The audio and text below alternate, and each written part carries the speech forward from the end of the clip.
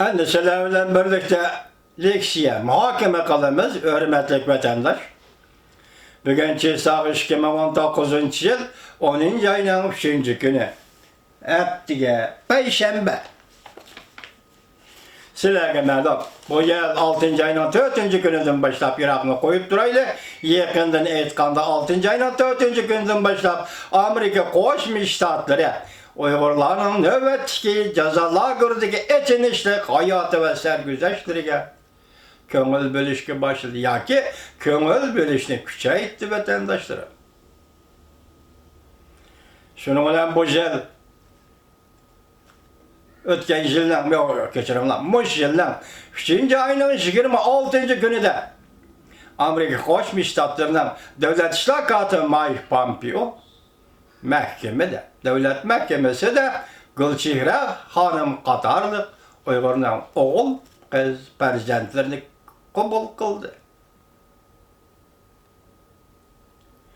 Shundan keyin davlat ishlar katibi Mike Pompeo Uyg'urlar to'g'risida, Uyg'urlarning kishilik huquqi to'g'risida net so'rinda so'z qildi.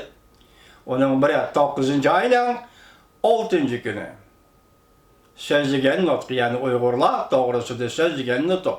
Anda Birlashgan Davlatlar Tashkilotida elib borgan faoliyatda Uyg'urlarni, chet eldagi davlatlarni, chet el davlatlarining o'zida yashayotgan Uyg'urlarni qaytarib berish to'g'risida Xitoyning tashabbuslarini rad qilishni topiladi yoki shu davlatlarga shunday topshirdi.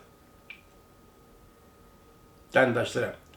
Hozir Uyg'urning da'vosi bugungi kunda endi mushakkildi, endi Zumrat Davud asl 9-oyning 24-kuni Birlashgan Davlatlar Tashkilotining yig'inida yoki Amerika Qo'shma Shtatlari tashkillagan bir yig'inda Uyg'urlar to'g'risida o'zining 5 lagerda 5 o'tgan sarguzashtlari bilan guvohlik bor.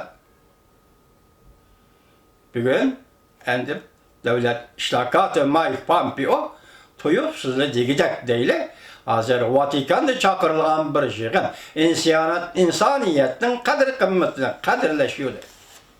Yig'inga qatnashib, Italiyaga berib, Uyg'urlarning masalasini yoki Zumrat Davudning hikoyasini yana bir qatam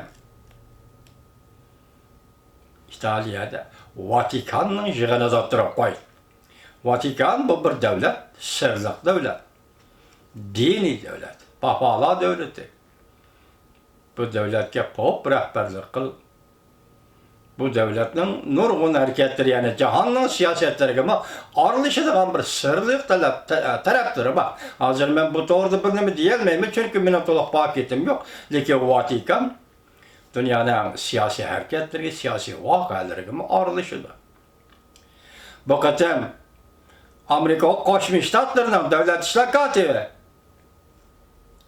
Mike Pompeo'nun Birleşken Devletler Teşkilatı'dan keyin endi berib İtalya'da, Vatikan'da Uyg'urlar meselesini o'ttirib qo'yishi va yig'in chaqlab qo'yishi masalan mustabid hukumat huquqni mutlaq o'ringa ko'targanda yoki davlatga mutlaq hukmronlik qiladigan darajaga yetib kelganda o fuqarolardan xudoga emas, bandi hukumatga ishonishni talab qiladi. Vatikan geldi. 9-oyning 24-kunidagi Birlashgan Davlatlar Tashkiloti bo'lib o'tgan Uyg'urlar to'g'risidagi ishlar, guvohlik berishlar. Bugun Vatikanda buning o'ttirib qo'yilishi, men shunday o'ylaymanki, har ikkisi o'xshash darajalik bo'lsa-mu, lekin muhim qimmatga va muhim ahamiyatga ega ishlar deb o'ylayman vatandoshim. Chunki bu qatam endi bu Vatikanda o'ttirib qo'yildi degan gap. Endi ondan keyin biz hozir Shangang kelaylik. Tunugin Shangangni to'g'risi so'zildik. Shangang to'g'ri so'zlagan yana bir qatim xulosalab boqaylik. Buningda sizlar hargiz vaqt yoki takrorlik his qilmanglar vatandoshlar. Bugun siz daxil bo'layotgan, biz shohid bo'layotgan bu voqealar, mesela Şangang'a münasebetlik vakalar, Uyg'uristonga münasebetlik vakalar, siyosiy harakat va pozitsiyalar, xalqaroning qo'llashi va xalqaroning yestashiq qilishidan iborat bu vakalar. Men sizga shuni aytayki, biz butkul hayotimizni sayr qilib yetib kelgan oxiriyatga va ko'zimiz bilan ko'rgan dünya muşunda köngül bölseyken dep arzu kılgan hareket ve faaliyetler. Biz şunu görüp duruyatımız. Birinci olup biz Şangal, birinci olup Tiananmen'de gördük deyli. İkinci olup Uygurlar'ın 7. ayının 5. günü Ürümçi'de gördük deyli, 2009 yılı. Üçüncü olup bazı Şangal'da gördük deyli. 3. ayının 2008 yılı 3. ayının 14. günü Tibet'te Lhasa'da gördük deyli.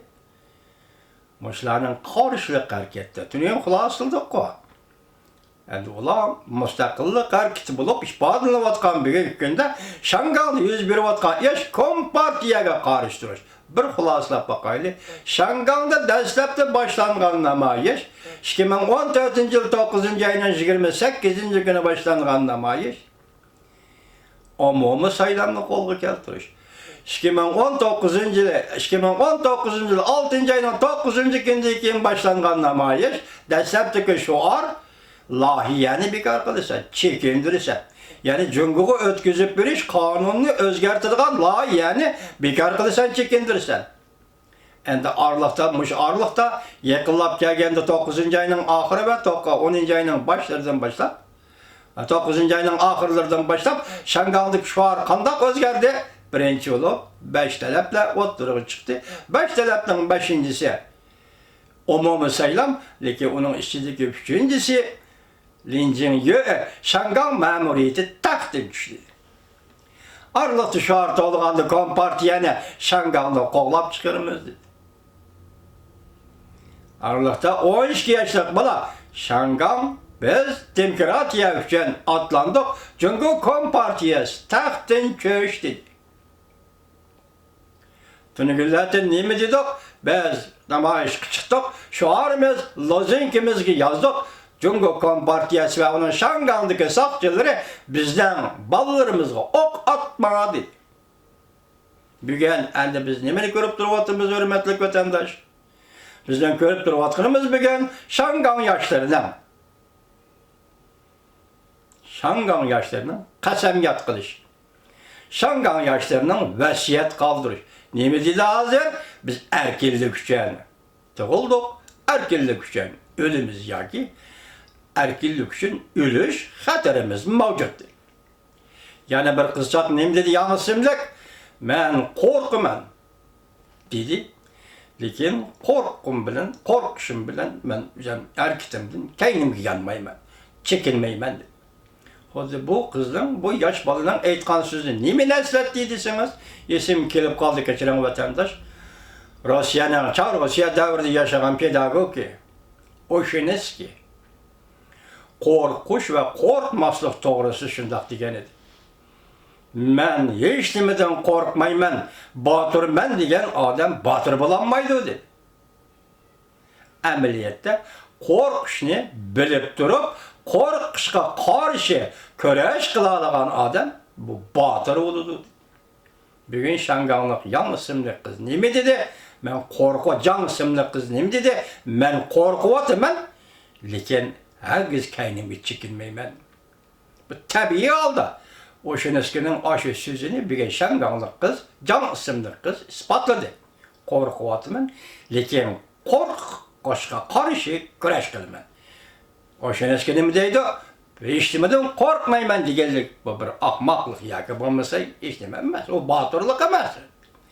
Qo'rqishni bilib turib, qo'rqishga qarshi kurash qilish bu haqiqiy botirlik ishidir. Bugun Şangal xalqana kel.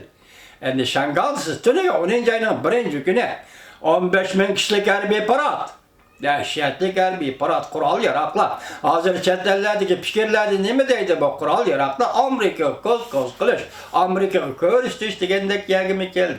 Yana ba'zilar nima deydi? Jungo xalqining ro'yiga madad berish, ularning vatanparvarligini qo'zg'atish degandek gaplar hammasiga. Lekin shu narsani selishtirib boqaylik, hurmatli vatandosh, sen 15 ming kishilik harbiy parad yerga xuddi Hitler armiyasidek qos dastlab mangan harbiy qo'shiq.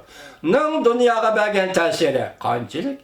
Lekin sen Şangal rayonida 18 yoshlik bolaga o'q otding, bu voqeaning dunyoga beradigan ta'siri qanchalik? Seliştirip bak Cungulu kapan. Dünya halkı nemege kandak muamele kıldı. Senin her bir kural yaraklarınga mı? Ya ki sen Şangang'da 18 yaşlık balığa ok attın. Moşe mesele gibi. Dünya nemi köngül bildi. Onun keyin bir kileyle Amerika Koşmuş Ştatlarının devlet işlakatı Mike Pompeo Töyöksüz İtalya'nı ziyaret kıldı ya ki teyyarlığı ve aldı ziyaret kıldı değil.